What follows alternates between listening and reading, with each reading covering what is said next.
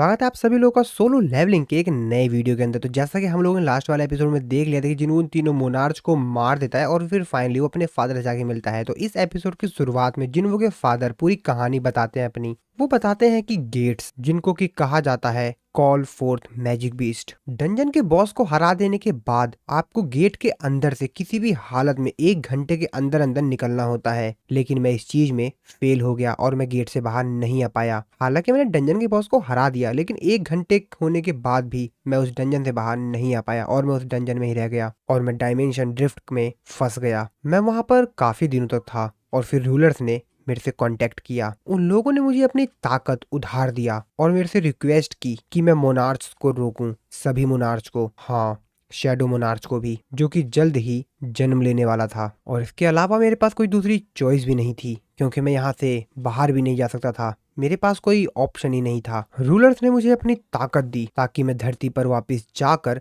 सभी मोनार्च को जो कि धरती पर आने वाले हैं उनको रोकूं। लेकिन मैं मिशन कंप्लीट नहीं कर सका। और जानते हो दोस्तों, वो कौन था जिसको कि असल में जिन्वू के फादर को रोकना था? वो कोई और नहीं, वो अपना जिन्वू ही था। तो जैसा कि हम लोगों को मालूम ही है कि जिन्वू के अंदर, यानी कि जिन्वू के शरीर के अंदर ही शैडो मोनार्च आएगा बाद में, और जैसा कि अभी आया भी था और अब जिन्वू शैडो मोनार्च बन चुका है। तो उसके फादर वही बताते हैं कि वो तुम थे। मैं जानता था कि इंसानों पे आने वाले जो सबसे बड़ा डिजास्टर है वो उसी बॉडी में है, लेकिन मैं सिर्फ ये सब कुछ दूर खड़े होकर देखता रहा। जबकि दूसरी तरफ रूलर्स, जिनका पूरा इरादा था कि वो मोनार्च ऑफ शैडो को रोकें, लेकिन उनका दिल बदलने लगा। और फिर finally the greatest fragment of brilliant light ने मेरे को एक नया ऑर्डर दिया कि मैं मोनार्च को प्रोटेक्ट करूं। रूलर्स, जिन लोगों को ये रियलाइजेशन हो चुका था कि अगर उन लोगों को मोनार्च के प्लान को रोकना है तो उन लोगों को शैडो मोनार्च, जिनके पास एब्सोल्यूट पावर है, उनकी उन लोगों को जरूरत होगी। ड्रैगन किंग की आर्मी ऑफ डिस्ट्रक्शन,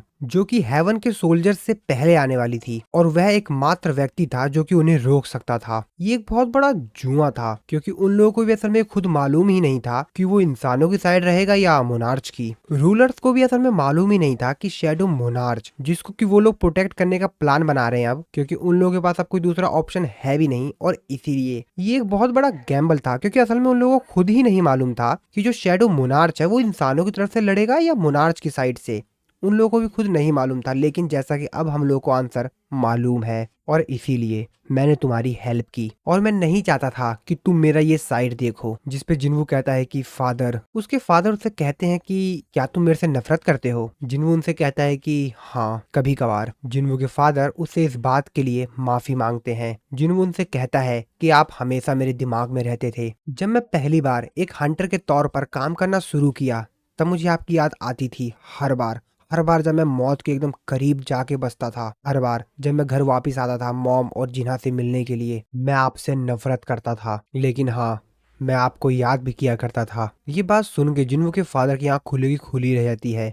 वो काफी ज्यादा हैरान होते हैं। जिन्वू आगे कहता है, वैसे वैसे आपका क्या? जिन्वू के फादर जिन्वू तरफ देखते हुए सोच रहे होते हैं कि किस चीज के बारे में जिन्वू कह रहा है। जिस पे जिन्वू उनसे कहता है, क्या आपने मुझे मिस किया? मतलब हमें, मुझे, जिन्हा को, मॉम को। ये बात सुनकर जिन्वू के फादर के आंखों में आंसू हो जाते हैं। वो जिन्वू से कहते हैं कि हाँ हाँ हाँ हाँ, हमेशा ऐसा कोई मोमेंट गया ही नहीं जब मैंने तुम्हारे बारे में ना सोचा हो। और ये सब कुछ बातें उसके फादर रोते हुए कह रहे होते हैं, जिनकी पूरे आंखों में बस आंसू ही आंसू होते हैं। जिन्वू भी दूर खड़ा उनको बस देख रहा होता है। वो भी काफी ज्यादा उदास होता है। वैसे तुम मेरे को देख नहीं सकते थे, लेकिन तुमको दूर से देखना ही मेरे लिए काफी ज्यादा इंजॉयमेंट था। और फिर जिन्वू के फादर खड़े होते हैं। वो जिन्वू से जाके गले लगते हैं और ये मूवमेंट काफी ज्यादा दोस्तों इमोशनल था। जिन्वू के फादर से कहते हैं कि तुम फाइनली एक यंग मैन बन गए हो। और ये बात सुन के जिन्वू के भी आंखों में आंसू हो जाता है। जिन्वू अपने फादर से बोलता है कि क्या वो लोग रूलर्स ही थे जिन्होंने आपका इस्तेमाल कर कर आपको साइड में फेंक दिया? जिस पे जिन्वू के फादर से कहते हैं कि उन लोगों ने सिंपली मुझे एक अपॉर्चुनिटी दी थी चॉइस की। मुझे उन्होंने चुनने का मौका दिया और मैंने चुना तुम्हें प्रोटेक्ट करना, जो कि मेरे लिए एक अच्छी चॉइस थी। जिन्वू अपने फादर से कहता है कि मैं आपसे और बातें करना चाहता हूँ, मैं आपके साथ और भी ज्यादा समय बिताना चाहता हूँ। जिस पे जिन्वू के फादर से कहते हैं कि मैं भी यही चाहता हूँ, लेकिन आई एम सॉरी, लेकिन मैं तुम्हारे लिए कभी एक बेहतर फादर नहीं था, मैं एक अच्छा पिता नहीं था। और ऐसा कहते ही कहते उसके फादर डिसअपेयर होने जाते हैं, क्योंकि उनकी जो बॉडी होती है अब वो भी धीरे धीरे कर कर उनका साथ छोड़ रही होती है और इसीलिए वो धीरे-धीरे डिसअपियर होते हैं, यानी कि वो मर रहे थे। और जिन्हों ये सब कुछ देखकर काफ़ी ज़्यादा इमोशनल हो रहा होता है, काफ़ी ज़्यादा वो रो रहा होता है और फिर फाइनली उसके फादर पूरी तरीके से डिसअपियर हो जाते हैं और जिन्हों सिर्फ खड़े होकर ये सब कुछ देखता रह जाता है। और फिर जिन्हों काफ़ी ज़्यादा गुस्से में एक पंच बनाता है। और फिर हम दूसरी तरफ देखते हैं जिन्हों के घर पर जिन्हों की मॉम शायद वो भी समझ गई थी कि अब उनके हस्बैंड नहीं रहे, यानी कि जिन्हों के फादर अब नहीं रहे, और इसीलिए वो जिन्हा से बोलती हैं कि जिन्हा जिन्हा उनसे बोलती है कि हाँ बोलिए। उसकी मॉम बोलती हैं चलो चलो यहाँ से कहीं दूसरी जगह चलते हैं। किसी रीजन की वजह से मेरे को लग रहा है कि अब हमको ये घर छोड़ देना चाहिए, और उनकी आंखों में से भी आंसू आने लगते हैं।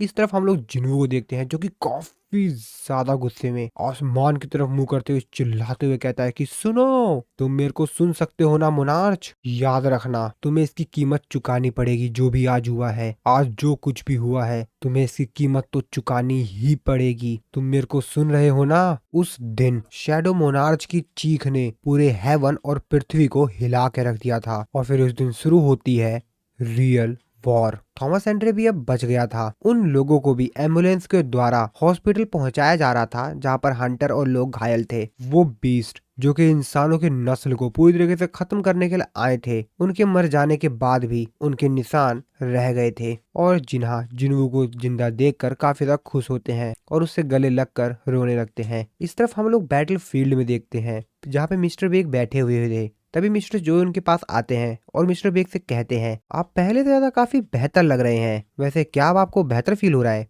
जिसपे मिस्टर जो उनसे कहते हैं कि वैसे आपने पहले आकर उन सब लोगों को खत्म क्यों नहीं कर दिया। जिसपे मिस्टर जो उनसे कहते हैं कि क्या आपका दिल अभी भी तेजी से धड़क रहा है, वैसे अगर आपको जरूरत है तो इस चीज के लिए मेरे पास कुछ दवाएं भी हैं, दे दूं। इस तरफ चेयरमैन च्यूल जो कि टीवी में ये सब कुछ नजारा देख रहे होते हैं, जो भी यहाँ पर तबाही हुई थी, उसको देखते हुए कहते हैं कि फाइनली ये सब खत्म हुआ। वो बीस्ट टाइप का क्रिएचर और वो वुमेन जो कि पूरी सिटी को बर्बाद करने में तुल गई थी, और साथ ही में वो आइस एल्फ। हालांकि उस बास्टर्ड को तो मैं ही मारने वाला था और मैंने कसम भी खाई थी कि उस बीस्ट को तो मैं ही मारूंगा जिसने कि चेयरमैन को मारा था, लेकिन कोई बात नहीं। और फिर वो जिन्हों की उस बात को याद करते हैं जिसपे जिन्होंने उनसे कहा था तो आप मेरे को तब तक थैंक्स मत कहिएगा जब तक कि मैं उसे मार ना दूं। और फिर मिस्टर च्यूल हंसते हुए कहते हैं ओहो, तो वो आइस एल्फ था। और मिस्टर चोई अपने आप से ही कहते हैं कि थैंक यू मिस्टर जिन्वू। और फिर बाकी सभी लोग भी यहाँ पर प्रिपरेशन करने लग जाते हैं क्योंकि कुछ दिनों बाद ही फिर से वो दोबारा से तबाही आएगी। तो एक्चुअल में तो ये सिर्फ अभी मोनार्च आए थे,